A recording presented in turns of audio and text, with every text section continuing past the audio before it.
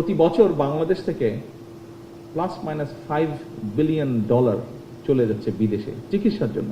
আপনাদের কাছে আমার প্রত্যাশা যে আসুন না, আমরা কেন পারবো না এই পরিস্থিতিটির পরিবর্তন করতে। সারা বাংলাদেশে 5টা শিশু হাসপাতাল, এগুলো বিল্ডিংগুলো তৈরি হয়েছিল বহু বছর যাবৎ পড়ে আছে বিল্ডিংগুলো। আমরা এইগুলাকে দ্রুত চালু করার ব্যবস্থা করছি আমরা এগুলা, যাতে বাচ্চারা সাপোর্টগুলো পায়। বাচ্চাদের জন্য 1000 বেডের হসপিটাল আমরা সারা দেশে চালু করতে সক্ষম হব। নির্বাচনের আগে জাগো বাহে তিস্তা বাঁচাও এই আন্দোলন করেছে, কিন্তু তিস্তা নিয়ে এই বাজেটে 10 টাকারও কোনো অ্যালোকেশন নেই।